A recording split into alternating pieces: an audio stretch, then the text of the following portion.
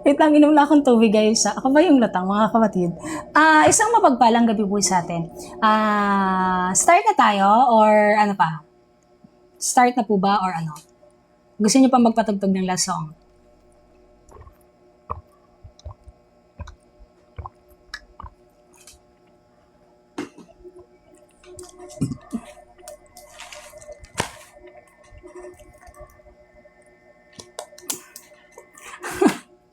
Okay. Ay, last song tayo. Okay, sige, last song. Dapat yung masigla naman, guys. Pwede nga kayo mag-last song. Pwede nga ako mag-last song, mga kapatid. Gusto niyo masigla? Oo. Okay lang, ako yung mag-last song. Oo, sana, no? Oo. Yun nga, yung masigla-sigla sa naman. Isang mapagpalang gabi po sa ating lahat. Okay? Ang bawat isa ay dapat nakangiti habang lumalago sa ating pananampalataya na ipaglaban at bigyan ng katarungan ang salita at pagmamahal ng ating Panginoon bago siya bumalik sa masamang mundong to, di ba? Sinabi nga sa Revelation, all people will be see the Lord. Makikita ang ating Panginoon sa ulap, hindi siya tatapak, okay? Kasi nung bumaba po yung Panginoon dito, siya ay maamo, 'di ba? Kitang-kita natin na siya ay maamo nung siya ay bumalik. Pero sa kanyang muling pagbabalik, hindi siya titaan. Magandang gabi po. Siya ay hindi nakangiti sa pagbabalik niya. Siya ay galit na isang Diyos sa pagbabalik niya sapagkat ang mga tao ay matigas ang puso sa kaloob ng salita ng ating Panginoon. Isang mapagpalang gabi po sa ating lahat, mga kapatid. Tayo po ay bago magsimula, tayo po ay magdasal na. Okay? Kasi na medyo natatapos na po ang gawain ko. Jeff, kamain ka na ba? Kain ka na, okay? So let's start to pray. Magdasal po tayo.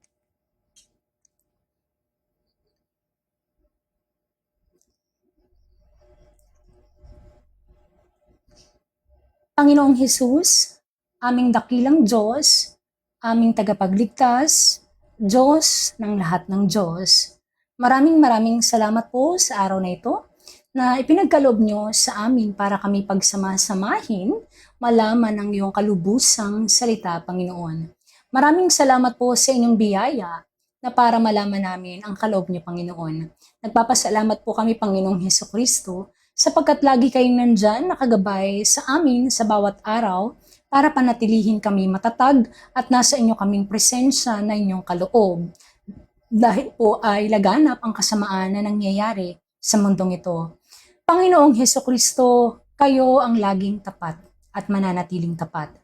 Ang inyong pagmamahal ay isang sandata na siyang tutusok sa puso at kaluluwa at lampasan sa kanilang buto para basahin nyo ang kanilang mga isipan at ang kanilang mga puso, Panginoon.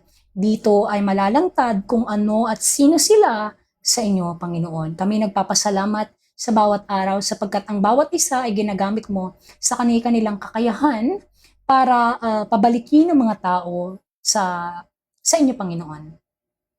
Panginoong Hesukristo, maraming salamat po sa araw na ito, sa buhay niyo na ibinigay sa amin para mapagtagumpayan ang kasama ng mundong ito. Tunay nga, Panginoon, ang lahat ng nangyayari ay may oras. May oras ng awa, Panginoon, may oras ng pagiging rebellion, may oras sa mga bagay na kagustuhan namin, at may oras ng awa at oras ng pagkahatol. Panginoon, ang lahat po ng inyong salita ay talagang tunay na tapat at mananatiling pagmamahal at babala sa lahat ng tao. At dito ay mababasa niyo, Panginoon, ang nilalaman ng kanilang mga isipan at puso. Kasi sabi niyo nga po sa inyong salita, bago pa man gawin ng mundong ito, kilala niyo na, Panginoon, kung sino ang nararapat at makakasama niyo panghabang buhay. So, ibig sabihin lamang po, ang mga taong nabuhay sa mundong ito at ayaw at salungat sa inyong kaloob ay isa lamang ang nagsisimbolo na binigyan nyo ng awa at binigyan nyo ng kakayahan na magdesisyon sa kanilang mga sarili at hindi para pilitin sa ayaw sa kaloob nyo. Panginoon, kayo ay mapagmahal na Diyos at kayo ay dakilang Diyos. Tunay lang na ang pagmamahal nyo ay magpasawalang hanggang kamatayan, kamatayan man espiritual na inyong pinagtagumpayan.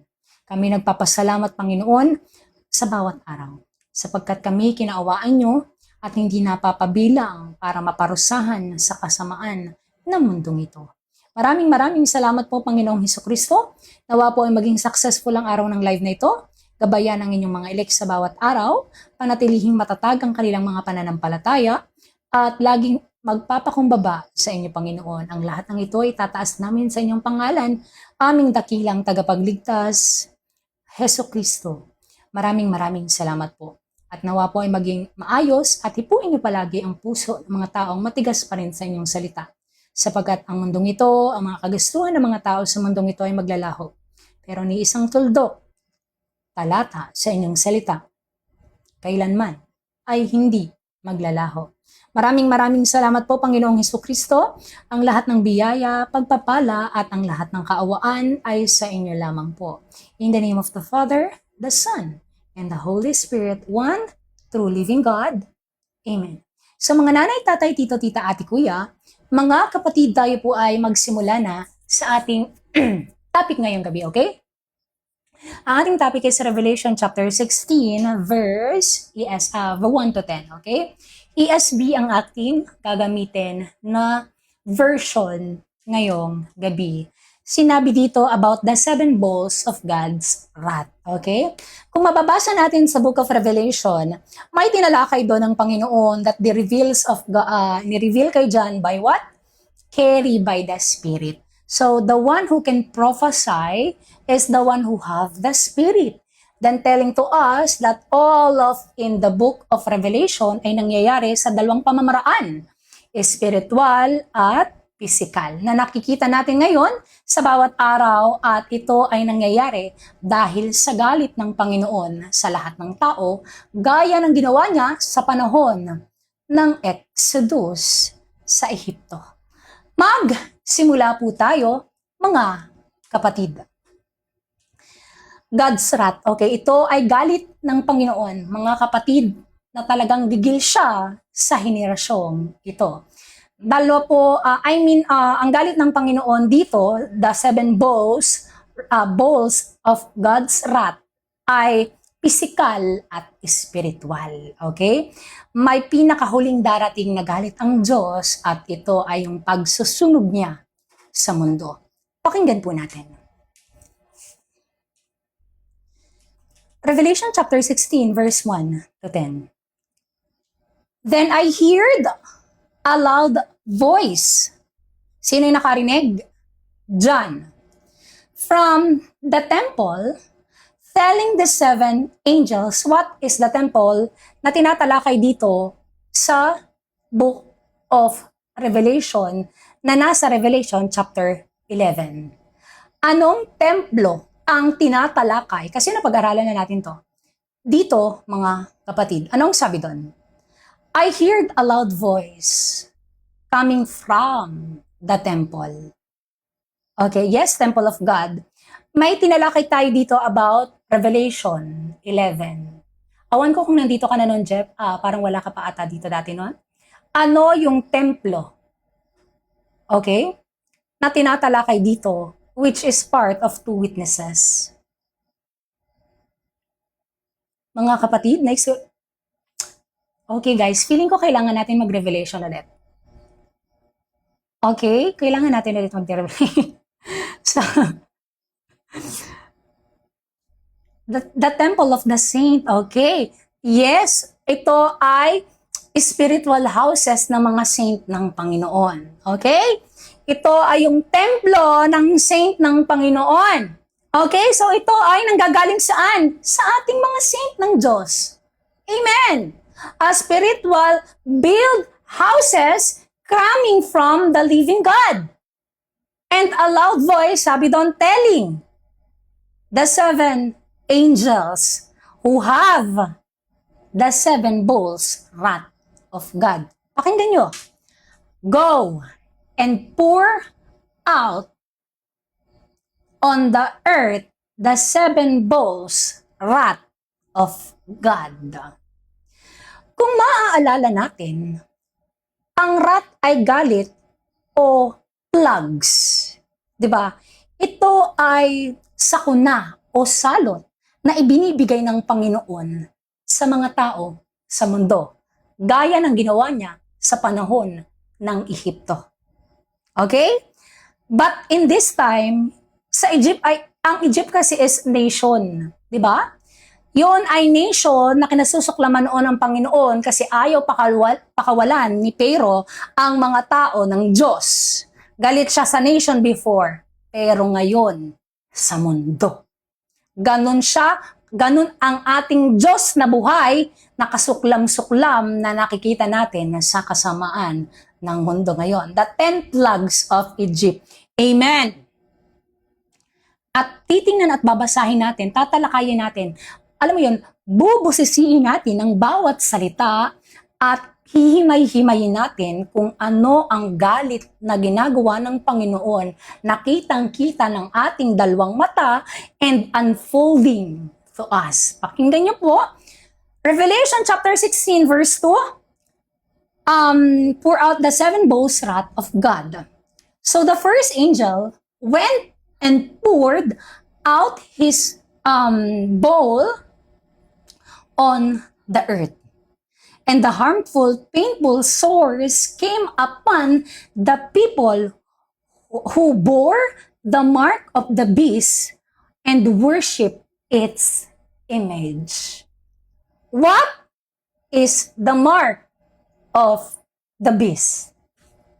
What is the mark of the beast, mga kapatid? Ipakita nyo kung gaano kayo kagaling at gaano kayo pinuspos ng Espiritu ng ating Panginoon para malaman lahat ng ito. The mind.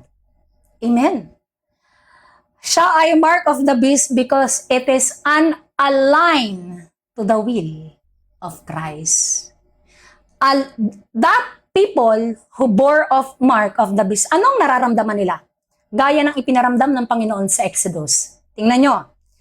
In Book of Revelation, God's reveal, katulad ng ginawa niya sa panahon ng Ehipto.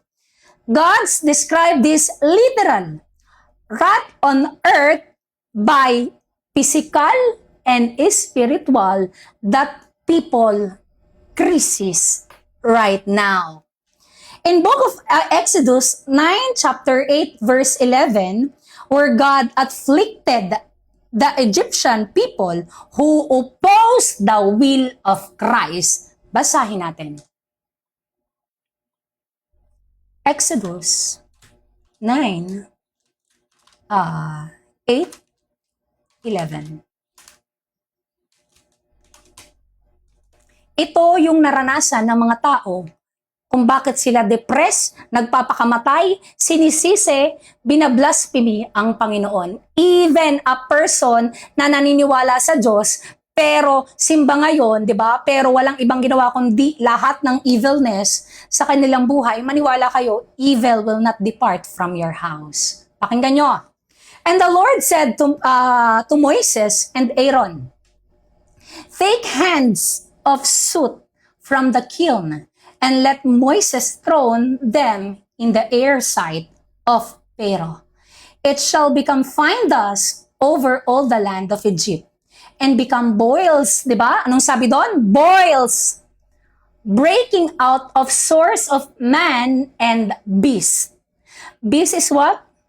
Antichrist. Wala ka sa kaloob ng Diyos. You oppose the will of Christ. Kaya lahat ng problema, anxiety, depression, ibibigay sa iyo ng Diyos hanggang isuko mo ang buhay mo sa Kanya. Sinasabi dito, so they took the soot from the kiln and stood before Pharaoh. And Moses threw it in the air and it became boils, breaking out its source on a man and the beast. And the magician, diba? Si Moises, may magician that time, napakadaming magician, could not stand before Moses because of the boils. Hindi nila kaya yung presensya na meron sa Moises. came upon the magician and all the Egyptian, but the Lord hardened the heart of Pharaoh. Kung ano ang ginagawa ng Diyos sa lahat ng tao, that they oppose the will of Christ. So, ibig sabihin, kaya sila nagsasalita na parang iba ang aura mo, nakakatakot ka, you cannot stand my presence because my presence is in the will of Christ. Nasasabihin na you are scary. Ang scary mo. Because sa nangyari sa panahon, di ba?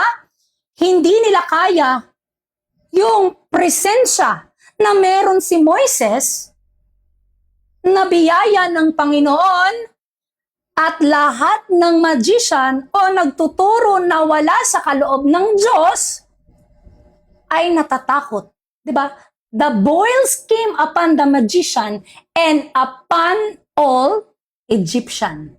At lalo pang pinatitigas ng Panginoon ang mga puso ng mga tao bago siya bumalik.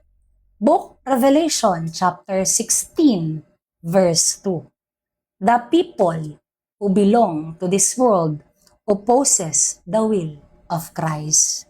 Gaya ng ginawa ng Panginoon noon, ginagawa muli-uli ng Diyos ngayon.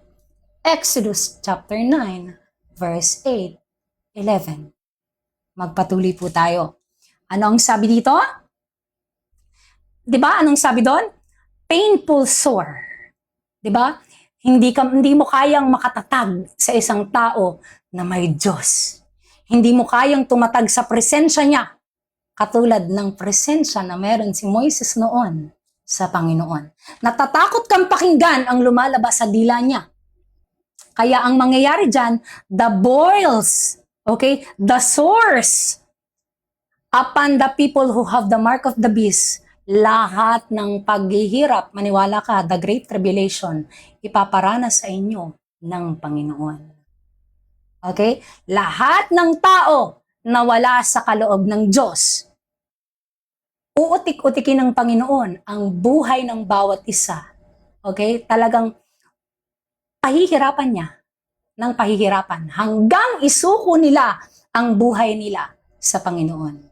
So, ginagamit ng Panginoon ang problema. Kasi ang wala sa kaloob ng Diyos is part of the kingdom of this world, Satan, and the beast which represent the Antichrist. Pakinggan po natin, verse 3. The second angel poured out his bowl into the sea and became like the flood of corpse, and every living thing died was in the sea. Kita natin ang sakuna na nangyayari ngayon sa iba't ibang parte ng dagat. Kita natin na maraming isda ang nagkakamatayan, di ba? Kaya tinatalakay dito sa verse 16, Revelation 16 verse 3, it is described by the end times. So yan ay hindi, alam mo yon, science na magagamot ng science. Yung mga nangyayaring yan, na pag nagka-El Nino, kailangan nyo mag-imbak ng ganito, kailangan nyo mag-imbak ng ganyan. No.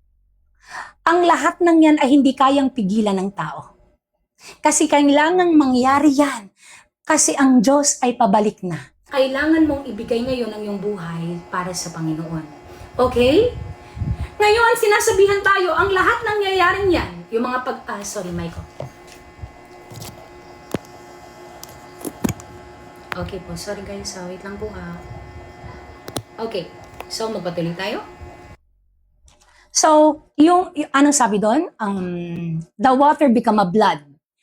Mapapansin nyo, sa iba't ibang parte ng mundo, sa Brazil, Puerto Rico, even sa Pilipinas, ano ba yun, sa parte ata yun ng Bulacan or Bataan, nagkameron ng dugong, yung parang dugo yung dagat, di ba? So dito, ito ay sinasabi at dinidescribe sa atin ng Panginoon, di ba? Ito ay physical na nakikita natin. At spiritual ang hinahatol ng Diyos. Di ba? Pero ang paghahatol ng wrath ng Panginoon at sa darating na huling wrath is apoy, pero ang nararanasan lahat ng tao is great tribulation dahil sa suklam na galit ng Panginoon. Tingnan nyo ang mundo. Tingnan nyo, saliksikin nyo ang bawat parte ng mundo. Tingnan nyo yung krisis na nangyayari sa iba't ibang panig ng mundo. Okay? Because God is mad to the world. So ito ay hindi yung sasabihin na ito ay part of ecosystem, part of... Tigil. Itigil mo yan. Huwag mong lokohin ang sarili mo dahil sa pagnanasa mo sa laman. Itigil mo yan. Seek the kingdom of God. Okay? Yun lang yun. Sinasabi dito, it is the four bowls of God's wrath into the sea na mababasa natin at tinatalakay that these bowls represent of the final judgment of the living God for the people who unrepentant during the part of tribulation. So kita natin ngayon, ang tao po ba ay nakakaranas ng tribulation? What is tribulation, mga kapatid? Pagdurusa.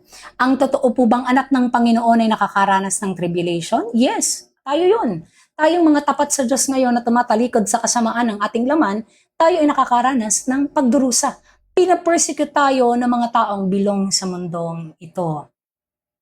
Yes, part of global change, yung parang lagi nilang sinasabi, no? Na ito ay parte ng mundo na kailangan ganito, ganyan, ganyan. Then babalik na uli yan. No, itigil mo yan. He is coming and He is mad. Hindi siya masaya.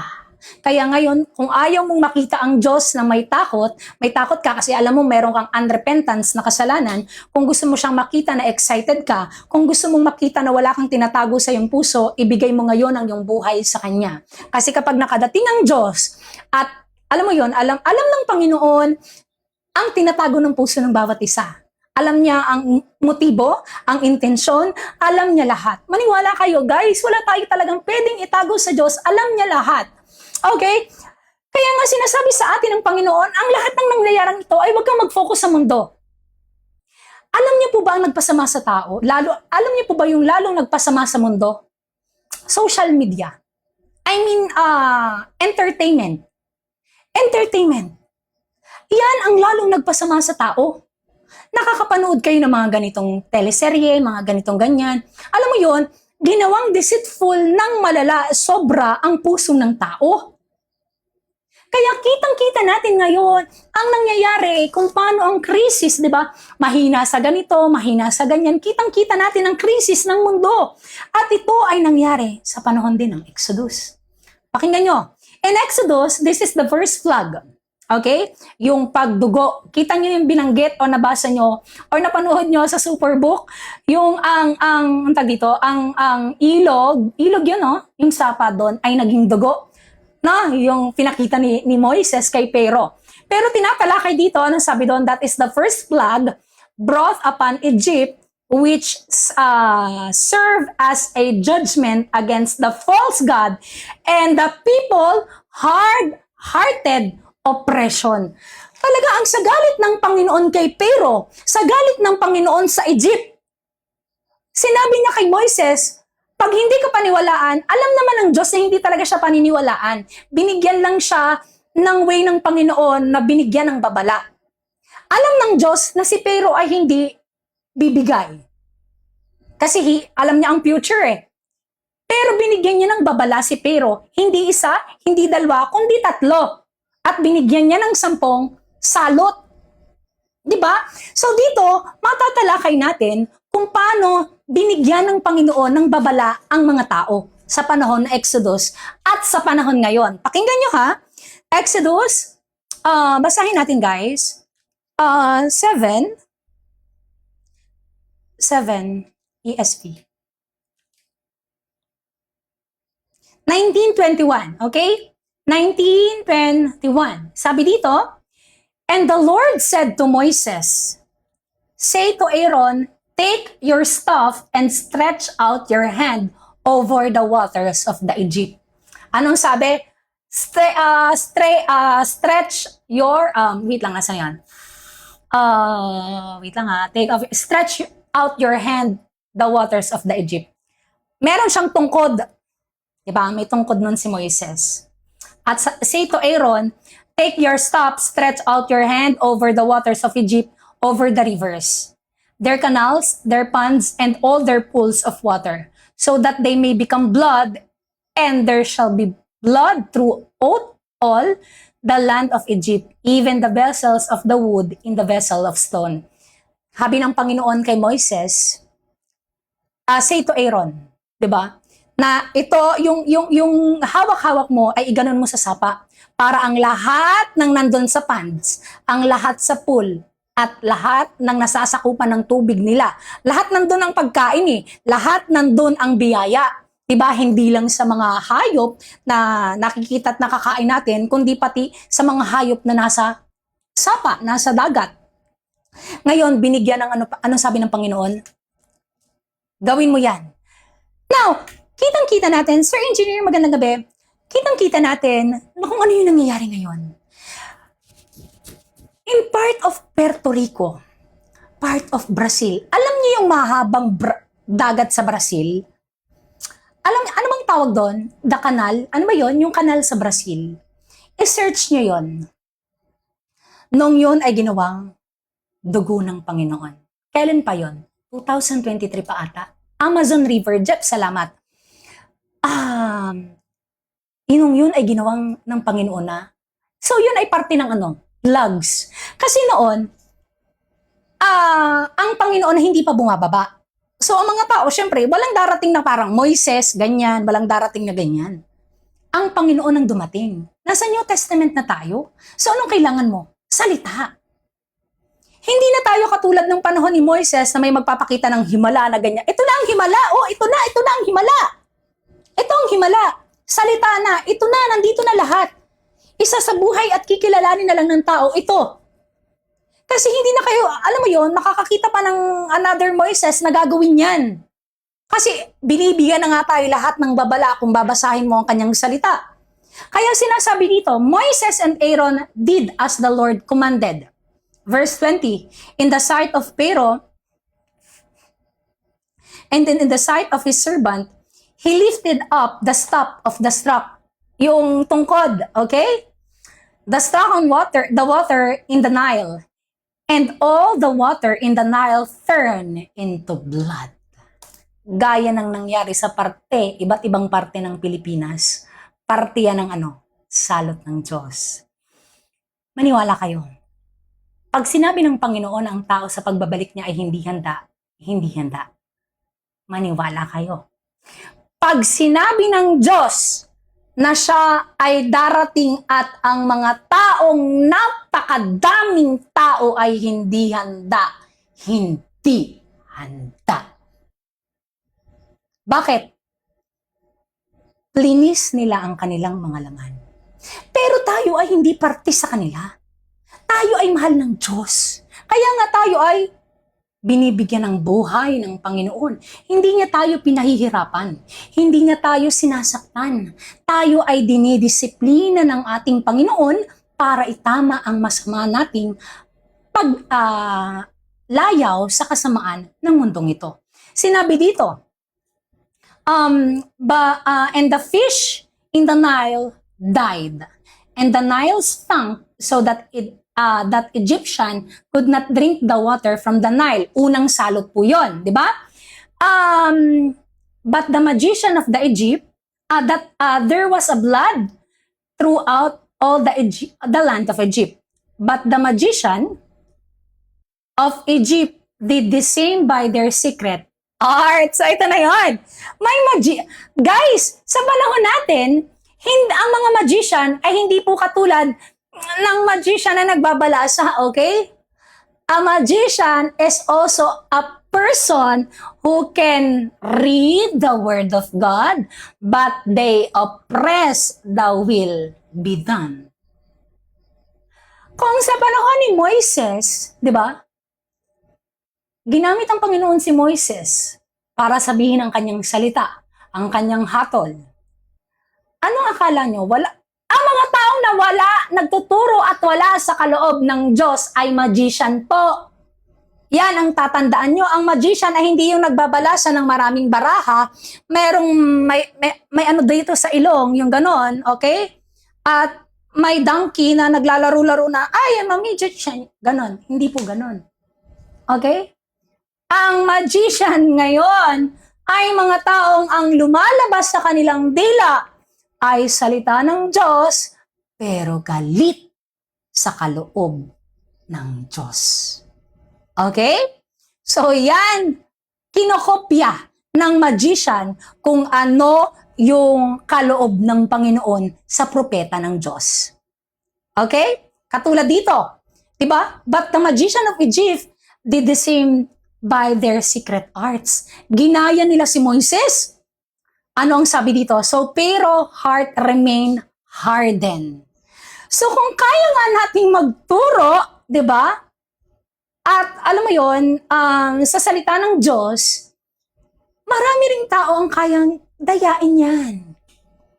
Pero ang pinaka number one talaga, pinaka number one na binigay sa atin ng Panginoon, na malalaman mo ang taong yan ay nasa kaloob ng Diyos. Ito ang number one, hindi lamang sa nagsasalita ng Diyos. Okay? Fruit. Yan ang pinaka number one. Ano yon? Transformation. Kapag kita mo ang taong yan ay nagtuturo or sumisimba or kita mong, alam mo yon, laging ganyan-ganyan, hanapin mo agad ang fruit. Hanapin mo agad ang fruit. Pag ang ugali niyan ay ugaling parasi, ay nakakatakot yan. Alam mo na agad na hindi yan sa Diyos. Okay? Fruit never lies. Kasi ang puso ng taong yan ay masama talaga. Ang laging pinapangalagaan niya ay ang kanyang pangalan. Okay? Pangalan niya. So fruit, pag ang ugali, okay, ang pamumuhay, at ang kanyang attitude ay wala sa kaloob ng Diyos, gusto niyong ma-reveal ang wolves clothing in a sheep? Gusto niyong makilala ang wolves clothing in a sheep? Yung mga wolves na nagtatago na parang tupa? Ipagsigawan mo. One saved is not real. It is the will of the Lord only. Ipagsigawan mo. Diyan mo makikita at lalabas kung sino ang wolves clothing like a sheep. Hindi makakapalag ang mga, maniwala ka sa akin, yung whisper ng demonyo sa kanilang utak, sa kanilang tenga, ay lalaban yan. Maniwala ka sa akin. Hindi makakatiis yan. Talagang gigigil yan. Bibigyan ka agad yan ng talata, magician. Magmamagic agad yan. Ano ang sinabi ng Panginoon sa ganitong talata? Magician. Okay? So, fruit never lies. Kasi ang totoo na nasa kaloob ng Panginoon ay patay sa kanyang sarili. Magpatuloy tayo mga kapatid. So, blood. Okay? Yung second bowl na So, yung blood po ba ay nangyari na? Tatanungin ko kayo mga kapatid, yung blood po ba ay nangyari na? Or nakita na ba natin? Kitang-kita na ba natin sa kung ano yung nangyayari ngayon? Ang tagal na nangyayari, di ba? Ang tagal na niyang nangyayari. Ang tagal na niyang nangyari. Amen? So, alam mo yon, kitang-kita na natin, mas better na i-search nyo din para mas okay mga kapatid, okay? Kung ano yung nangyari sa iba't ibang parte ng mundo bago yung pagbabalik ng Panginoon. Kaya bago matapos ang Book of Revelation 16, may sinabi dito ang Panginoon na talakayin natin pagkatapos nito. Anong sabi dito? Verse 3. Revelation 16 verse 3. The second angel poured out his bowl into the sea and became blood. Wait lang. 4 na pala guys, sorry. And the third angel poured out his bowl into the rivers and spring of water. And they became blood, and I heard angel in the charge of the water say, just are you, O holy. So nakita natin to. The water, the river, ano sabi doon? The spring, katulad ng nangyari sa panahon ng lahat ng tubig sa panahon ng Egyptian, ang lahat ay naging dugo. So ito ay kasakop dito. Pakinggan nyo ito naman ay tinatalakay sa ating henerasyon. Okay? Anong sabi dito? Just are you, O Holy One. Okay? Who is and who was. For you brought this judgment, for they have shed the blood of the saint and the prophets, and you have given the blood to drink, It is what they deserve. So dito ay tinatalakay sa atin na talagang pinarurusahan ng mga tao sa mundong ito ang saint at prophet ng Panginoon. Talagang ayaw, di ba? Ang mga apostol nga pinarusahan ng mga taong yan eh.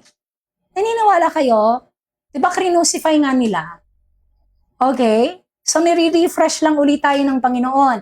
Kung ginawa ng mga taong yan, sa mga propeta noon at sa mga apostol ngayon, ano pa sa ating mga saint ng Panginoon? Ano ang sabi dito? It is described in the book of Revelation 16:4. This is the follow judgment of the living God is struck the earth. Diba, tinatalakay dito na kailangan nyong magbago. Ang lahat ng yan ay laging sasabihin. Meron laging may scientific etos ang mga taong yan.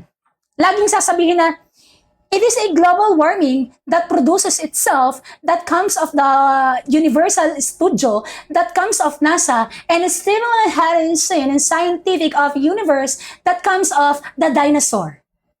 Laging may gayon. Diba? Laging may scientific na sagot. Eh, hindi mo nga alam kung bakit mamamatay ang tao sa laman. Diba? Hindi mo alam kung bakit, diba? Ang tao ay may kamatayan sa laman. Laging sasabihin nila, it is a reborn, but this is not the end. This is part of universe na kung saan ay makikita mo ang iyong sarili, aranihaw sauma, aranihaw kasawadi ka. Walang ganun, friend. Ang lahat ay mamamatay at bibigyan ng hatulan. He is real and He is the living God. Okay? Alisin nyo mga scientific na yan. Okay? Kaya tayo sinasabihin, this is the following na nangyayari sa mundo. Kita nyo, paunti na ng paunti, di ba? Minsan nagsasabi na ang sa balita, kung mapapanood nyo na, magtataas na naman ang ganito, magtataas na naman ang ganyan. Laging magtataas. Kasi bakit? Krisis ito nang nangyayari ng galit ng Panginoon. Pakinggan nyo ha? By striking the rivers and the flash of spring of water, this is the judgment of the living God, corrupt the last accessible water supplied by living humanity in severe environmental crisis na nangyayari po ngayon. Diba, sasabihin nila, ang mahal ng pagkain. Krisis yan. Galit yan ng Diyos. Final na judgment yan ng Panginoon bago siya bumalik. Kaya, please lang, wag ka nang gumugol sa kasamaan na nangyayari sa mundo. Isipin mo ang buhay mo, eternal. Ang tao laging nakafocus sa pisikal. Diba, magpapaganda muna ako. Para may mapaibig naman sa akin. Ako muna Diba, laging gayon. Laging bibili ng pagpapaganda. Ganyan. Eh, hindi mo nakikita ang iyong sarili in spiritual realm, ikaw ay patay. Patay ka! Paganda ka ng paganda sa pisikal. Eh, hindi mo nakikita ang sarili mo in spiritual realm, ang iyong kaluluwa ay patay, wala kang buhay. Diba? Bibili muna ako ng rejuve at ako na may magpapaganda muna. Yan ang nangyayari sa lahat ng tao. Diba? Mas pinipili ang ako muna yung magpapabotox. At feeling ko ay feeling ko ay ang aking mukha ay masyadong mababa dito. Magpapabotox muna ako. Turok, maigi, turok. Dok, kulang pa ba?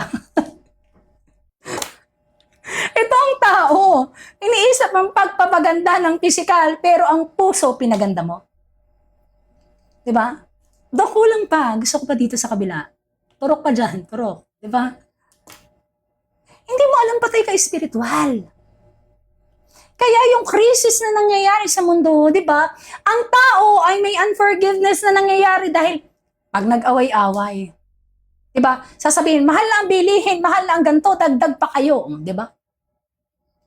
Mahal na ang ganito, mahal na ang ganyan. Crisis yan. Yan ay severe na nangyayari in part of tribulation sa galit ng Diyos sa tao. Kaya yung parte ng Spring River na nakikita natin kung bakit ang mga ganito ay nagmahal, di ba? Nakakarinig kayo ng iba't ibang na nagmahal po ngayon kasi mahal yung supply ng ganito. 'Di ba? Nagmahal po ngayon kasi mahal yung supply ng ng ng crab. Mahal po yung supply ng crab ngayon eh kasi nagkakaubusan po. 'Di ba? Yan ay krisis na nangyayari. Ang lahat ng pagtaas ay krisis dahil sa katigasan ng puso at katulad ng ginawa ng Panginoon kay Pero, pinatigas niya ang puso. At gaya ng ginawa ng Panginoon kay Pero, 2 Thessalonians chapter 2, pinatitigas lalo din ng Panginoon ang puso ng mga tao na wala sa kanyang kaloob. Amen? Gusto natin maganda tayo sa maganda tayo sa panlabas, pero ang puso mo ay pangit. 'Di ba? Ang puso mo ay walang kabuluhan sa Panginoon. Amen? Saka ka na magpaganda kapag maganda na ang puso mo, nasa kaloob ka na ng Diyos. Yan tayong mga tao. Ganyan din ako dati. Puro ako pagpapaganda, wala akong ibang ginawa ko. Yung ang dami-dami ko ng damit, bumili na ako ng bumili ng damit. Okay? Yung ang dami-dami kong damit, feeling ko ang sa sarili ko, wala akong maisuot. Ganito ako dati guys, okay, share ko lang. Ang dami ko ng damit, super. Tapos, alam mo yon, aawayin ko yung ex ko nun, wala na nga akong damit. Sabi ko nun, nag-aaway kami nun, wala akong damit, kita mo, wala akong maisuot. Tapos, ibubuklatin niya yung damitan ko. Ano yung tawag mo dyan, diyan damit? Nasuot ko na yan. Ganyan ako ka-arte before. Kita mo, sinampal ako ng Panginoon at ipinamukha sa akin na masusunog ka pag di ka nagbago. Yung takot ko sa Panginoon, yung respeto ko sa Diyos, grabe. Lord, sabi ko, ayoko na Panginoon, wag mo akong bibitawan, Panginoon, wag mo akong bibitawan. Amen. Amen. Ganun ako guys, inuulit ko lang, ayoko nang isuot dati yung mga damit kong nasuot, gusto kong ganyan. Kaya sabi ko, ayoko niyan. Kaya sabi ko sa ko dati, hindi ako magsusuot ng nasuot ko. Hindi, nagsusuot naman ako, pero may mga kasi tayo gusto kasi tayo palaging isinusuot, 'di ba? Yung parang may mga favoritism tayo sa ating damit. Alam kong ganun din kayo, may favorite kayong isuot, 'di ba? So, ganon, yung parang nasuot ko na to, yung parang ganyan. So, gusto ko ng bago, ganon. So, doon ako na nagkaka-greed pala ako sa mga bagay sa mundong ko. Okay? So, magpatuloy po tayo mga kapatid. Anong sabi dito? At ito ay divine judgment. Okay? Nasa na tayo? 14. Bumalik tayo ngayon sa Exodus 7. Okay? Sa Exodus chapter 7 verse 20, dito ay tinalakay din yung ano sabi doon? Diba, the judgment, this for the shed of the blood and the saint and the prophets and give them blood to drink, it is what they deserve. And I heard the altar saying, yes, Lord, the Almighty, true and just are your judgment. So hindi siya nagbabago. 'Di ba? So ibig sabihin, katulad ng ginawa niya sa exit sa Ehipto, katulad ng ginawa niya sa panahon ni Pero, ni Moises, ginawa muli ng Panginoon ngayon. Tingnan nyo ang nangyayari. Kaso ang tao nga, kaya sinabi ni Jesus, 'di ba? Kaya sinabi ni Jesus sa Book of sa Matthew 24, anong sabi doon? For Antichrist will be, anong sabi doon? Arise in this generation. False sign and wonder. Ano po ba yung false sign and wonder? Ayan na nga yun, verse by verse. Yung tumatalong ka sa verse, tapos wala ka sa kaloob ng Diyos. Yung pinipili in cherry picking, pinipili mo lang yung gusto mo, tapos ayaw mo. Okay? Hindi alam ng tao, laging gagamit ang Panginoon ng tapat para sa Kanya. Gagamit lagi ang Panginoon ng tapat. Kung ginamit ka niya ng Diyos at hindi ka naging tapat, gagamit siya ng panibago na magiging tapat. Okay, katulad kay Saul at kay Samuel sa Old Testament. Ano ang sabi ni Samuel? To Saul, the Lord rebuke you. Dahil binago mo ang turo ng Panginoon. The Lord rebuke you.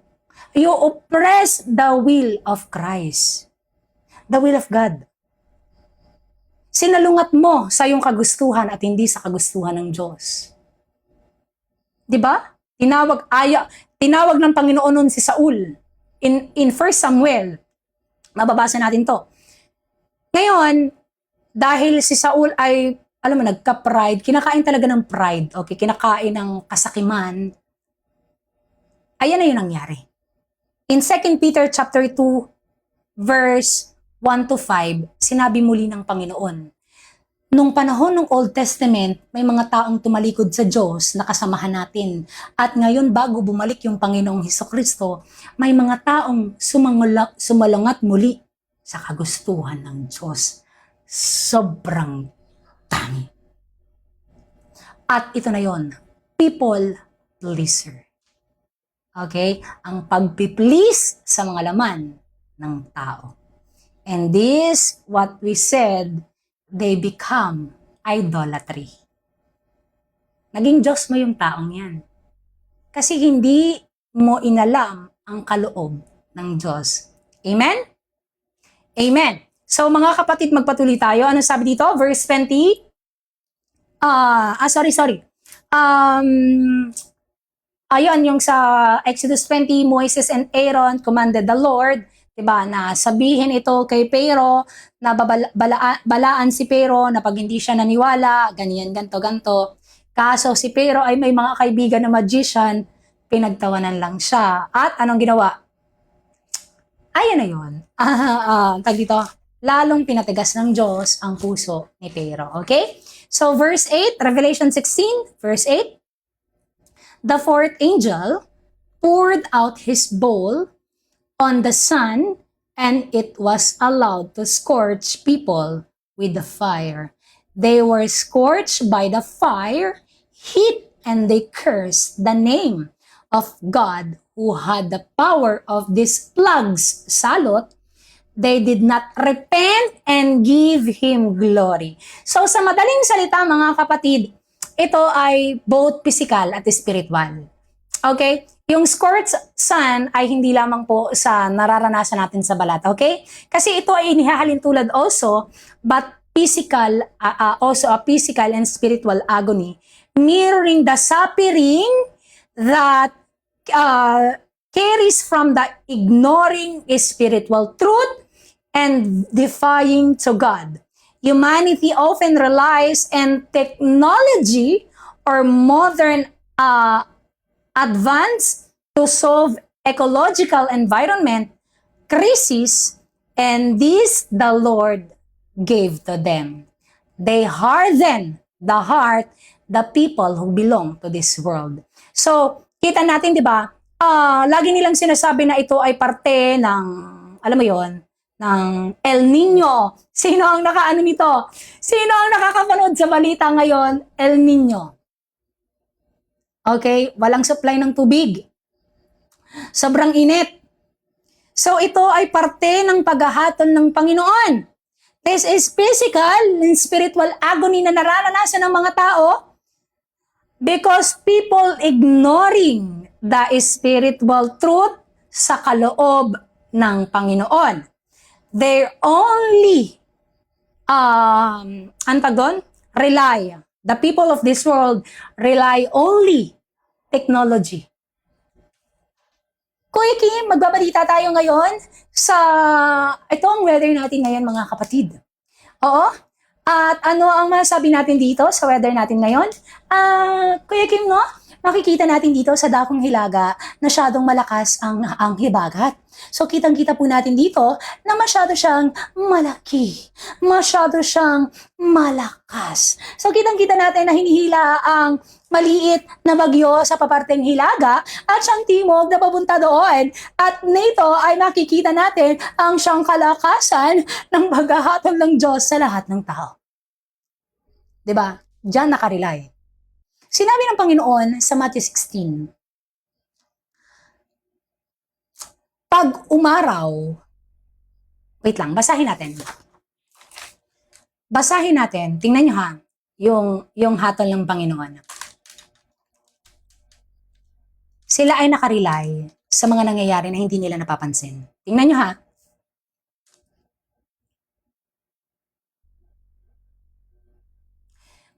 Matthew chapter 16, verse 1 to 4.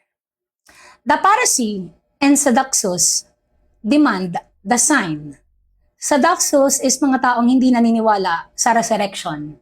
Pharisee, religion. Simba now, chismis later. Okay? Yan na yun. Ito na yan. Tayo ang sabi dito. The Pharisee and Sadducees came, and to test him, they asked him to show them sign from heaven. Verse 2, he answered them, when it is evening, you say, it will be fair weather, for the sky is red. Sa gabi, ang hangin. Di ba? Sa umaga, ang ulap or ang araw ay mapula. And in the morning, it will be stormy today. Nakikita niyo ba na ang dilim-dilim pero hindi na ulan? Kita niyo ba yung sign na ang dilim, sobrang dilim pero hindi nabagsak yung ulan? For the sky is red and threatening. You know how to interpret the appearance of the sky, but you cannot interpret the sign of the times. An evil and adulterous generation seek for a sign, but no sign will be given to accept the sign of Jonah.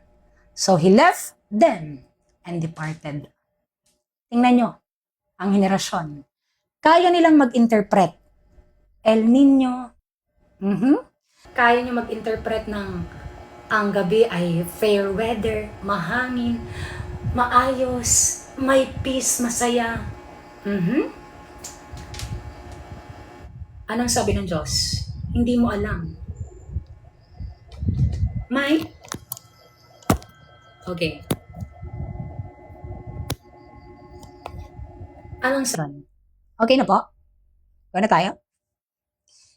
Kita niyo ang sabi ha? Ang mga tao ay saan nakarely? Technology. Okay? Paano na-deceive si Eve? Sa tenga. At anong sinunod ni Eve? Yung nasa sinisigaw sa tenga niya na nanggaling sa kanyang isip. Paano madideceive ang henerasyong to? Napakasimple. Tingnan niyo ang mundo. They rely on their own, their beliefs, their tradition. They rely only to themselves and not to the Lord. So sinasabi dito, adulterous generation. Kitang-kita nyo ang dilim-dilim sa umaga. Akala mo'y may bagyong papatak. Yung akala mo'y, di ba? Alam nyo kung paano mag-interpret ng ulan, ng weather. Pero hindi nyo alam kung paano i-interpret ang pagtatapos ng mundong to. Amen? So sinasabi dito, ang lahat ng tao ngayon ay nakarely sa kanilang mga nakikita. Ito ang na-prove ko sa sarili ko. Ang henerasyong to ay faithless talaga. Totoo ang sinabi ng Panginoon. Why? To see is to believe. Okay? Ang henerasyong to ay tunay na sinabi ng Panginoon na faithless generation. To see is to believe. Nagutom ako. To see is to believe. Okay? So, kitang-kita natin na kaya sila galit, na sabihin, diba? Alam mo, may nag-comment nga nung nakaraan, sabi niya, bakit ko daw binabasa ng buo yung salita ng Diyos? Dapat daw by verse lang. Nauulit lang uli yung sinabi dati. Diba? Sabi ko, huy, grabe kayo, ganyan na pa talaga kasama ang mga tao ngayon? I mean, ganyan na ba talaga kasama ang mga tao? So talagang totoo ang sinabi ng Panginoon, talagang meron siyang, kilala niya ang para sa Kanya. Kilala niya talaga mga kapatid ang para sa Kanya. Sa totoo lang po, sabi ko nga noon, share ko lang sa sarili ko, kung hindi ko nakilala talaga yung Panginoon ngayon, hindi ko, alam mo yun, hindi ko binasa ang Kanyang salita, yung parang walang pakialam yung puso ko sa Kanya, yung ganon, magsasuffer ako talaga sa kabilang buhay. Yung iniiyak ko sa Panginoon, kung makikita niyo siguro ako personally noon, I mean, kunwari, hindi ko kayo nakikita. Tapos mag-isa ako nagtatatalon ako na umiiyak na hindi ko alam, para akong bata, na sabi ko, Panginoon, patawarin mo ako, Panginoon. Hindi ko alam, Panginoon, hindi ko alam, pasensya na po, pasensya. Sabi ko, grabe ang kaawa ng Panginoon sa akin. Ngayon, alam mo yon, pinagtutulong-tulungan natin ngayon na saint ng Panginoon para ibalik ang mga tao sa kaloob ng Diyos. Kasi grabe ang kasamaan ng mundo ngayon. Okay? So, rely only to the living God. Sa Kanya ka lang magtiwala. Kapatid, please, sa Kanya. Respeto ang ibibigay mo sa kapwa mo, lalo na sa mga taong nagpapalago sa iyo. Pero ang tiwala, ang pananampalataya, ang kabuang faith mo ay sa Diyos, Panginoong Heso Kristo, hindi sa tao. Okay? Hindi sa tao. Kasi diyan nagkakameron, kita mo ang mundo ngayon. Nagtiwala ka sa pastor mo, ay ang sinasabi ng salita ng Panginoon ay ito ang sinasabi ng salita ng Diyos. Kabuuan ay mas nagtiwala ka. Diba? Deceive ka agad. Amen? So dito, tinatalakayan tayo ng, alam mo yon, rely only. Not on the physical that we see of our eyes. Pakinggan natin mga kapatid. Ito yung mga taong binigyan ng Panginoon ng, di ba, ng pasakit, spiritual at physical. Alam mo yon, yung parang mga ulo nila ay binibigyan ng yung parang pinaplansya. Okay? Maraming problema. Wag ka lang magpaliwanag! Okay? Yung ganon. Yan yung nangyayari sa mga tao ngayon. Okay? Okay, yan na yan.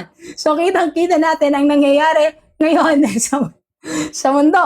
So, verse 10, mga kapatid, magpatuloy tayo. Wait lang po ha, inom lang ako guys.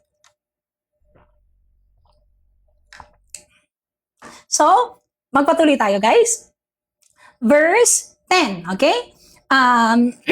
The fifth angel, nasa fifth bowls na tayo mga kapatid, okay? Nasa fifth bowl na po tayo. The fifth angel poured out his bowl on the throne of the beast. Ano nga po uli ang beast? Ano nga po uli ang beast? First beast. Revelation 13? Tao. Ay, ang galing ni Jeff. Ay, mga tao. Alam mo, Jeff, natutuwa ako. Grabe, no? Mga tao. Okay? The beast represent of multitude of people. Okay? Gentiles without God. Ito ay mga taong nakarelay sa kanilang kagustuhan. Ito yung multitude people. Ito ay bilong sa mundo. Religious people, Scientologist people, lahat ng tao na they oppress the will of Christ. Atheists, yan, mawala ng power. Okay, atheists, religious, modern papacy, Scientologist people, lahat ng tao nakabilang sa mundo, yung mga makamundo. Nasa mundo tayo pero hindi tayo gumagalaw ng makamundo. Okay? We are in the world but we don't walk like the world. Magkaiba yon. Nasa mundo tayo but ang ating isipan ay wala sa mundo. We are in the world but we don't walk like the people of the world. Okay? Magkaiba yon. So, beast represent of Gentiles without God. Mga taong walang Diyos. So, sinabi dito, poured out his bowl to the throne of beast. Ito yung iba't ibang dami ng tao sa mundo. At sinasabi dito, and his kingdom was plunged into darkness. People, ano bang basa dito? Anong basa? Sorry guys, pasensya na kayo, hindi po ako, alam mo yon, wait lang guys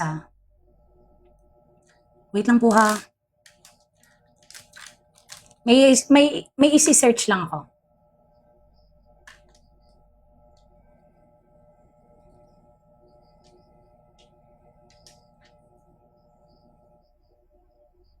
Okay, so anong sabi ito? Ulitin natin.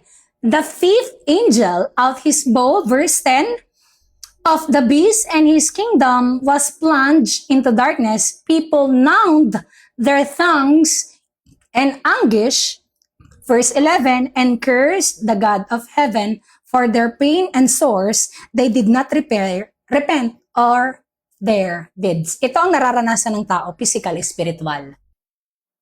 Okay? Ang mga tao po sa mundo ngayon, naniniwala kayo?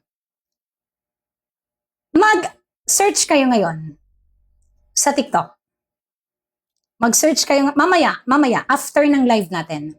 Mag-search kayo ngayon sa TikTok ng sad, yung parang malungkot. Yung parang trend about malungkot. Tingnan mo kung gaano kadaming tao ang nagre-repost, nagla-like na sila ay depressed, anxiety. Hindi nila maintindihan kung ano yung nasa ulo nila. Alam mo yun, di ba, Ma'am Aya, sobrang dami. Sobrang dami. Tingnan nyo. Kaya sinabi dito, itong beast ay mga taong wala sa kaloob ng Diyos. Multitude people, Gentiles without God. So, the kingdom of this world plunge into darkness, yung mga taong yan. So, yung nasa buong katawan ng mga yan, patay, walang liwanag. Walang liwanag sa katawan ng mga yan. So, sinasabi dito, people nound their tongues in anguish. Nagpapalitan sila ngayon ng masasakit na salita. 'Di ba? Sila ay kung ano-anong hinanakit ang sinasabi ngayon. Kaya sinasabi dito, verse 11, the throne of the beast, which end times, part of the tribulation na nangyayari sa mga tao ngayon. Tingnan nyo, i-search nyo ngayon. I-search nyo ngayon kung gaano kadami ang tao na sinasabi na I want to die, I want to ganito. Hindi mo gugustuhin mamatay sa kabilang buhay na hindi kilala ang Panginoong Hesus. Maniwala ka, mapapadagdag ka lamang sa mga taong nagsasuffer ngayon sa hell. Kilalanin mo ang Diyos ngayon, ibigay mo ang iyong buhay at magkakameron ka ng kapayapaan magpasawalang hanggan. Mabibigyan ka ng buhay talaga. Sinasabi dito, this is Antichrist, the plugs a specific target, the heart of the people of the world that is in rebellions against God. People noun their tongues in anguish. This highlights pain, confusion, despair, anxiety, depression. This is physical agony. So yung sinasabi dito sa bowl, sa kingdom ng mundo, in the darkness, ang mga tao ay kung ano-anong sinasalita, kung ano-ano na, 'di ba? Kung makakarinig ka na sa kanila na kung ano-ano na nang sinasabi nila. 'Di ba? Makakarinig ka, ito yung mga taong bastos, rebellion sa Panginoon, pero after ng pagbabastos nila, akala mo mababago ang buhay nila? Akala kasi nila pag nakapang-bash sila ng tao, may peace sila. Guys, huwag kayong mako-confess yung mga taong nang babash niyan, hindi maganda ang buhay niyan. Maniniwala kayo? Walang peace yan. Yung mga taong nang babash, naniniwala kayo? Ang bahay nila ay puno ng evilness. Okay? Ang kanilang buhay ay puno ng pasakit. Sinabi na ng Panginoon yan, if you do evil for good, diba? The evil will not depart from your house. Proverbs, basahin nyo. Sinabi na ng Panginoon, kapag sinuklaan mo ng mabuti, ang mabuti ay sinuklian mo ng kasamaan, ang kasamaan sa bahay mo ay hindi lalayas. Makakaramdam ka ng confusion, pain, lahat ng salot, laging ang away sa inyong pamilya. Laging awayan. Naniniwala kayo? Yung mga nambabash, puno ng away? Yung mga nambabash, puno ng pasakit sa buhay? Hindi po masaya ang buhay nila, kaya sila nang babash. Okay? Hindi masaya at parte yan ng pasakit na ibinibigay sa kanila ng Diyos kasi matigas ang puso nila. Kaya, alam mo yon, sila ay binibigyan ng babal, awa pa rin to. Kita niyo yung awang ibinibigay ng Panginoon. Why? Binibigyan sila ng Diyos ng awa kasi nga, this is totally final judgment na pababalik ng Diyos. Sinasabi ng Panginoon, ginagamit ko ang problemang yan para hanapin mo ako. Ginagamit ko ang problemang yan para isik mo ko ng iyong buong puso. Hanapin mo ang kingdom ko sa mundong yan. Diba? Naniniwala kayo? Ang mga taong yan ay nakakaranas ng Noun, anguish. Hindi, kaya nga sila ay nagsasalita, palitan ng masasakit na salita, kung ano-ano, di ba? Mambabash, mangbabash. Bash. Mambabash sa Panginoon, mambabash sa ganyan-ganyan. Tapos mamaya, lonely. Lonely na mamaya. Ang hirap-hirap ng buhay ko. Hindi ko na kaya. Ayoko na yan. Ay, puro ka kasi gawa ng kasamaan. Kung binabago mo ang buhay mo, hindi ka sana ganyan. Tapos pag nakarelate, binigyan ng awa ng Panginoon, binigyan ng maganda-gandang, pinahinga-hinga ng konti ng Panginoon. Masaya na uli, okay na uli. Binigyan ng mabuting balita. Ang mabuting balita nila is, kunwari, may sahod na or kaya masarap ang ulam. Di masaya na naman, mambabash na naman. Bakit? Sino ka ba? Hindi ko sinabi sa'yo na ganyan. Ayoko, hindi. Ikaw ay walang ganyan. Tapos mamaya, lonely na naman.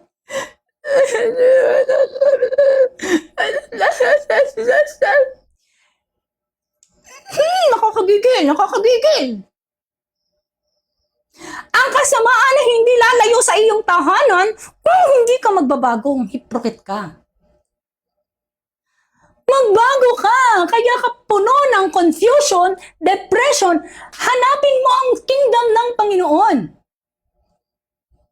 Okay, yan ang nangyayari sa tao. Okay? Yes, na cycle.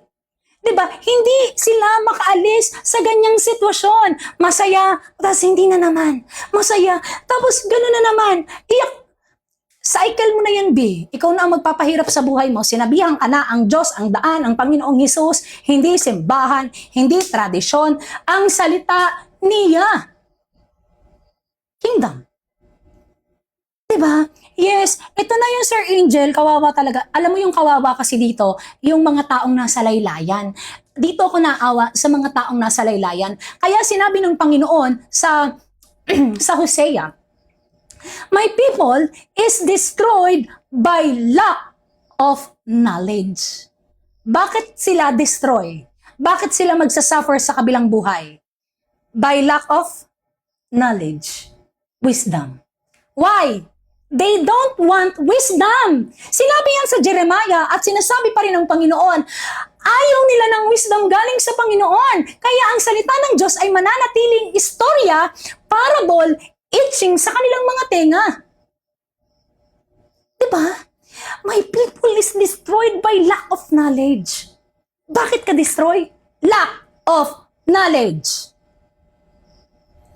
Amen. Tapos ngayon, yung simpleng tao na katulad ko na may katapangan para sabihin at bigyan ng kabatasan ng salita ng Diyos, pagtutulong-tulungan pa ng mga tao sa mundo, ay anong ibibigay sa kanila ng Panginoon? Tingnan nyo, anong ibinigay sa kanila? Wala, lalong pasakit. Diba? Sinabi na ng Panginoon, do not touch my people.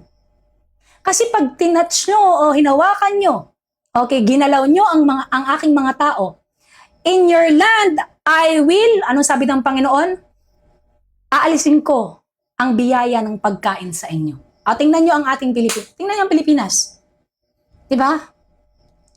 Kulang sa ganito, kulang sa ganyan. Alam mo ang ginagawa ng Diyos? Pinahihirapan ng Panginoon ng tao step by step. Amen. Dapat humingi talaga ng wisdom galing sa Diyos. Diba? Pinahihirapan ng tao ang Panginoon, pinahihirapan ng Panginoon ngayon ang tao, step by step. Alam mo yon?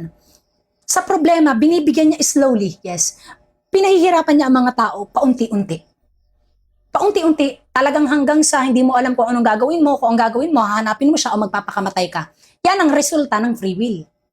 Yan ang resulta ng free will. Kaya nakakatakot po ang wisdom.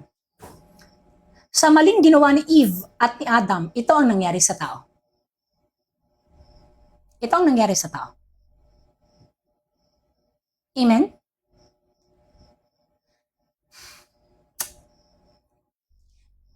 Fear the living God. Yan ang kailangan gawin ng tao. Fear. Kailangan yung katakutan ng Diyos. He is the only para sa atin. Okay? Mamaya na po yung app, guys. Okay. So, magsimula tayo, mga kapatid. Anong sabi dito? Verse, ano na tayo? Verse 12, okay? Sorry, mic. Hala, bakit kaya nagkakaganito yung mic ko, guys? Wait lang, ha. Bakit kaya pa yung mic ko ay nagkakaganito? Full charge to, eh. Bakit kaya ganito na naman yung mic ko? Wait lang po, ha. Palit ako ng mic, guys. Magpapalit ako ng mic. Magpapalit po ako ng mic. Dahil sa gigil, sorry po, dahil ba sa gigil.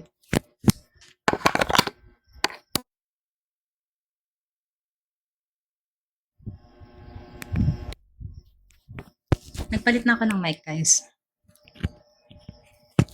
Ayan, mas okay? Okay, so, maluwag ata yung receiver niya. Sir Bro Ains, hindi naman po, kasi ayos naman siya yung sa receiver niya. Okay naman, as in natunog yung parang naglalak. Click. Ganon, okay. So, magpatuloy tayo mga kapatid. Anong verse na tayo? Ayun, wait lang. Guys, anong verse na? Sorry po ha.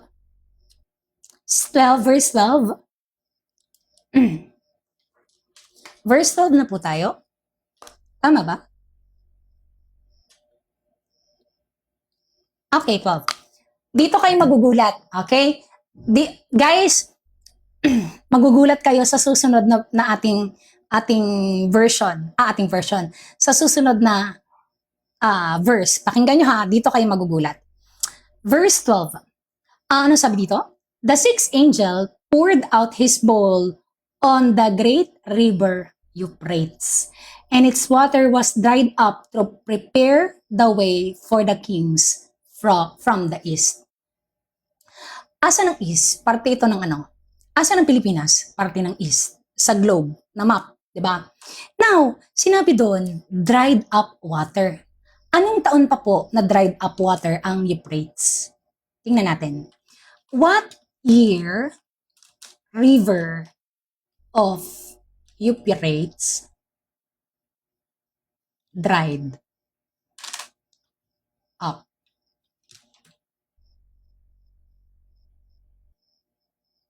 (2022). Tingnan nyo ha. While no major European river has completely vanished. As in, totally wala ng tubig sa Euphrates River. I-search nyo po ngayon. 2022. Ano ngayon? 2026. 4 na taon na ang nakakalipas. Okay? Ilang bowls na to? Ilang bowls na to? He is coming, maniwala kayo. Sa isang iglap, gulantang ang tao sa pagbabay.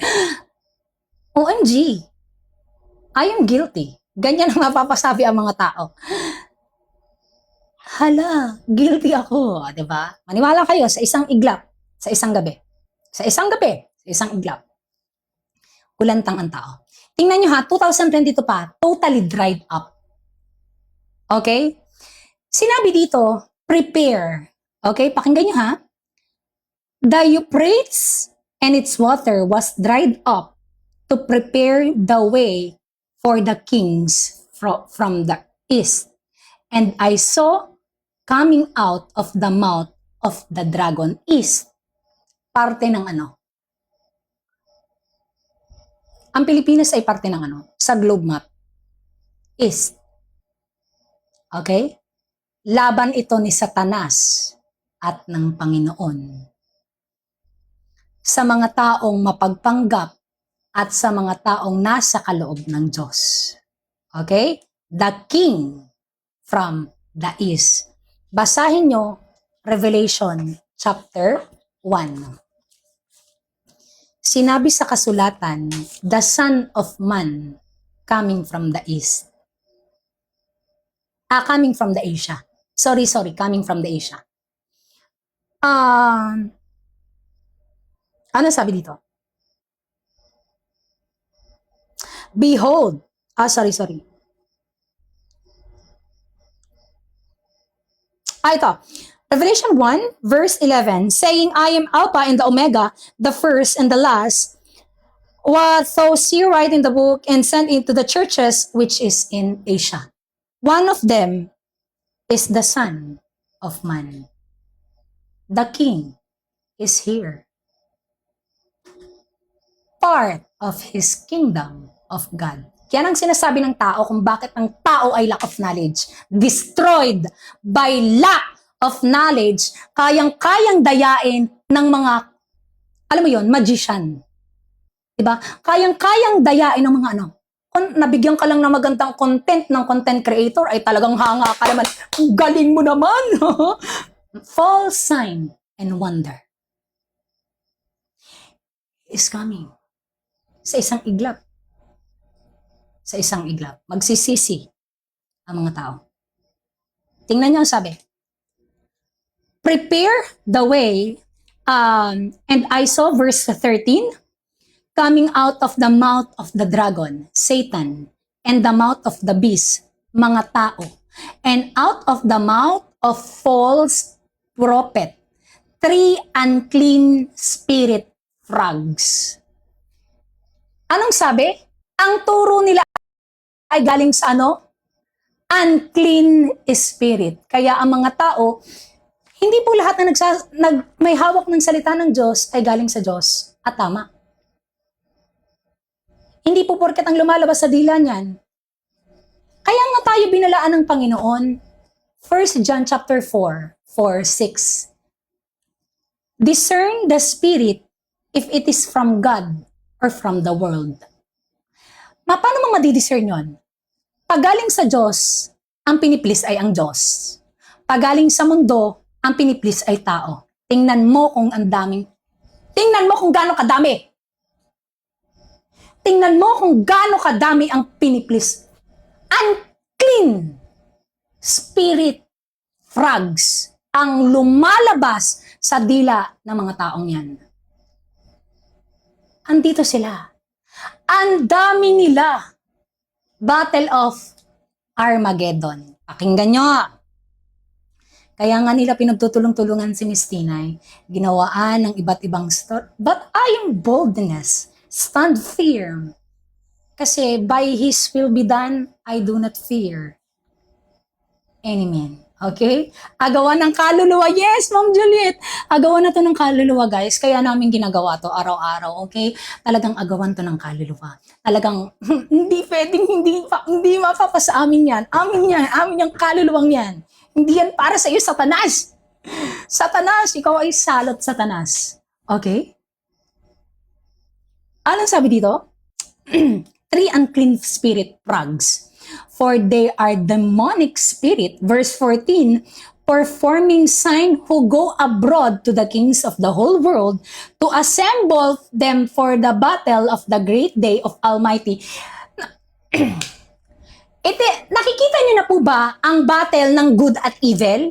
Sa kaloob at hindi kaloob ng Diyos? Ano yung kaloob ng Diyos? Repent, deny yourself, focus only to the living Christ, seek His kingdom. Ano yung hindi kaloob ng Diyos? Once saved, always saved. Pag tinanggap mo si Jesus, ang kaligtasan mo ay hindi mawawala kasi ikaw ay panghabang buhay ng sakop niya kahit ikaw ay maging idolatry pa. Diba? Yan ay battle. Akala nila, ang battle ng evil at good ay ganito lamang, ganyan lamang, hindi. Ang laban ng battle, evil at good ngayon, yung lies, yung kasinungalingan, hinaluan nila ng salita ng Diyos. Kapag ikaw ay nasa Diyos, ganito ka, ligtas ka, ganyan-ganyan ka, ay may kagustuhan ng Panginoon para baguhin ang iyong kasamaan ng iyong laman. Amen? Kaya kita nyo ha, bago bumalik yung Panginoon, yung 3 demonic unclean spirit frog ay nasa dila ng mga tao from East. Ano yung East? Asia. Asa ng Pilipinas? Parte ng saan? Asia. Asan tayo? Asia. Nakikipaglaban tayo for good and evil? Yes. Hanggang kamatayan sa ating pagbabalik ng Panginoon. Inihila natin ang soul, di ba? Hanggang sa matauhan ng mga taong yan na magbago. Kasi ang lahat ng tao, maniniwala kayo na hindi nagbabago, puro problema. Okay, so, yun lang yan. Okay, so kita nyo, ano sabi dito ha? Verse 15, pakinggan nyo. Revelation 16 verse 15, Behold, I am coming like a thief. Blessed is the one who stay awake, keeping his garments on, that he may not go about naked and be seen exposed. Anong sabi? He is coming like a thief. 2022, part ng Seven Bowls Wrath of God. Anong year na ngayon? 2026. Now, sa Matthew 24, may sinabi doon, kamumuhian ka ng lahat ng tao dahil sa pangalan ko. Kita niyo ba na kinamumuhian si Miss Tinay, kayo, na nasa kaloob ng Diyos, ng lahat ng tao? Perfectly yes. Kailangang mangyari yun. Now, kung babasahin niyo yung Matthew 24, may nabanggit doon about, may nabanggit dito about the abomination and desolation spoken like a prophet. Kung ano yung nakikita niyo sa mundo, ang mga tao ay nagpapadede ng bata at puno ang henerasyon ng yan ng buntis. Basahin niyo Matthew 24. Diba? Ano ang sabi ng Panginoong Hesus? Kapag ang lahat ng ito ay nangyayari na, alam mo ako ay nakahanda, ako ay malapit na sa gate. Ano yung gate na yon? Ready na ang Panginoon sa gate of heaven ngayon. Naniniwala kayo?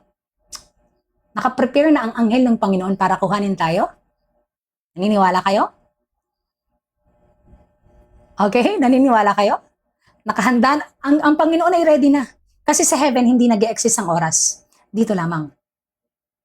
Kitang-kita nyo. Nakahanda ang Panginoon, Matthew 24. Anong sabi niya doon?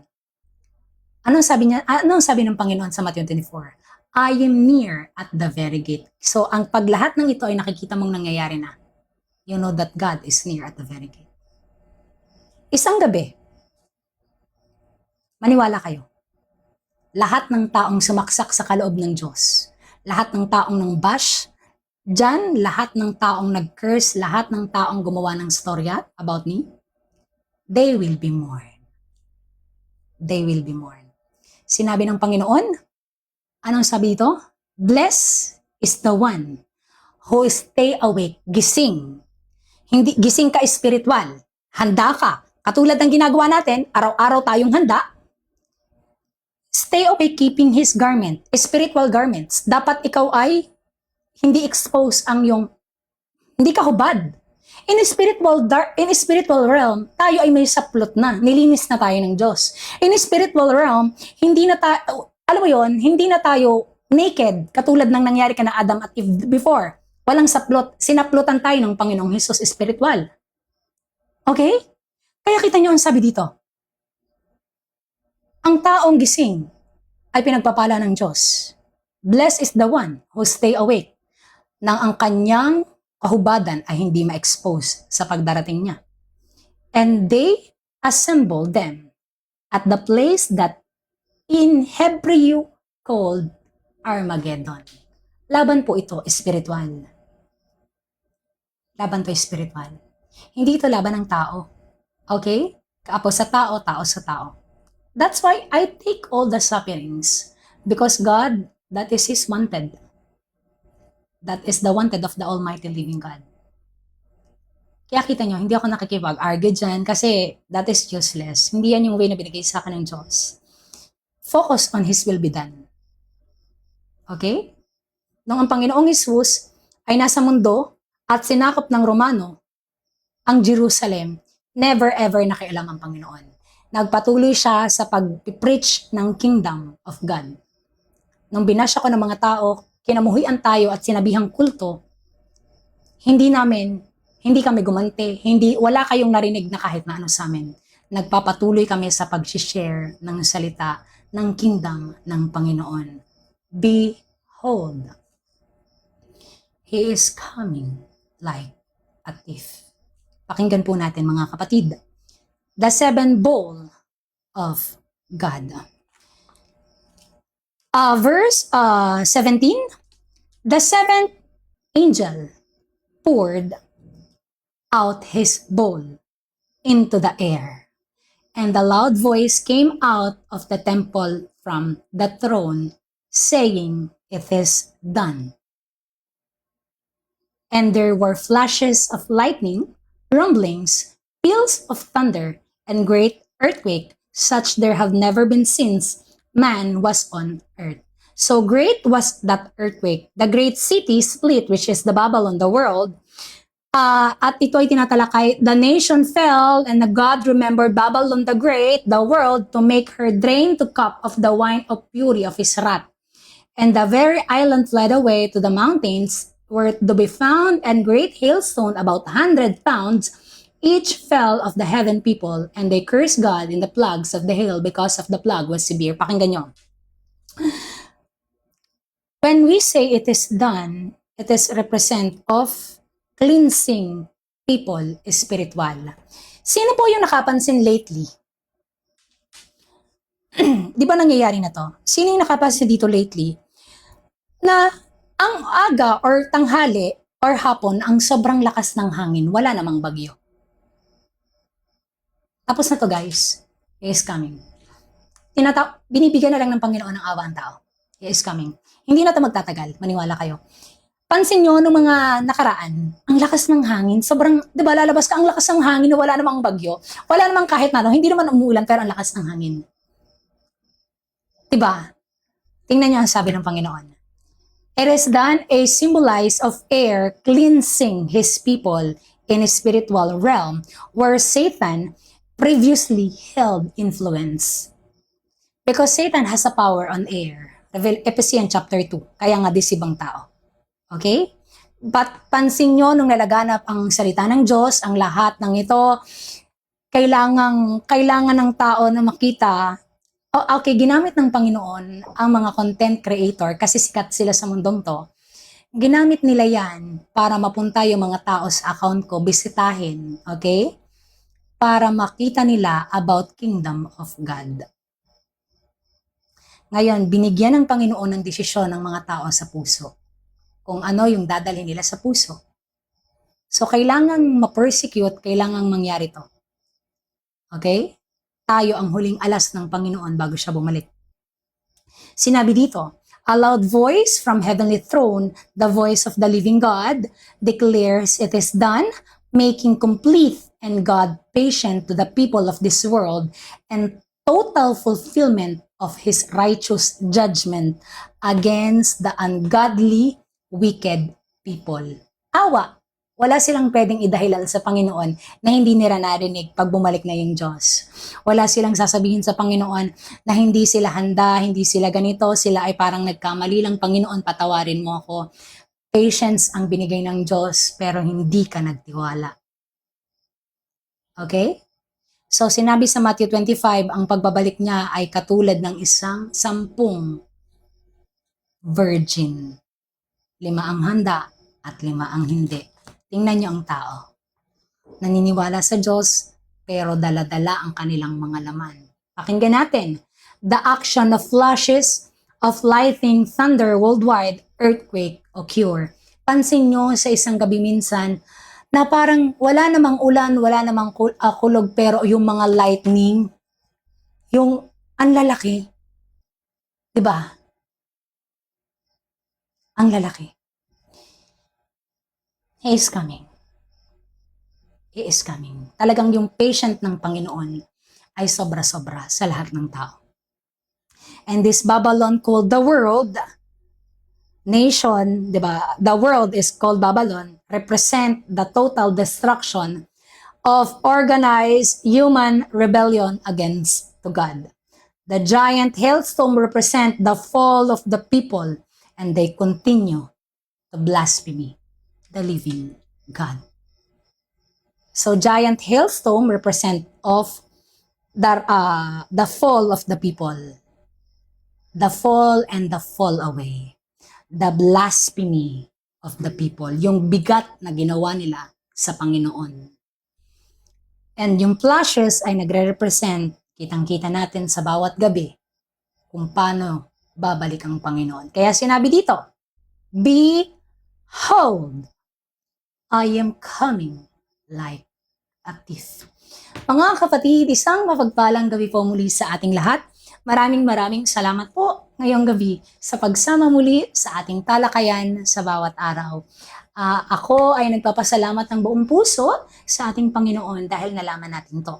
At maghintay na lang kayo ng konti pang panahon at magtiis at ang ating Panginoon ay pabalik na. Okay? So bukas, may live pa rin tayo mga kapatid.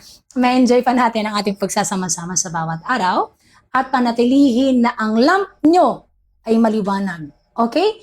Dapat ang lamp ng bawat isa ay maliwanag. Okay? Dapat ang lamp ng bawat isa ay nagdiningning. Huwag mong itatago. Dapat ang lamp ay nagsashine. We called as a salt and the light of the world. Maraming salamat po. So tayo ay magdasal na mga kapatid. So bukas ganun pa rin po. Okay, devotion, then live. Okay? Maraming salamat po. So let's start to pray. Kilala talaga ng Panginoon ang para sa Kanya. Magdasal po tayo.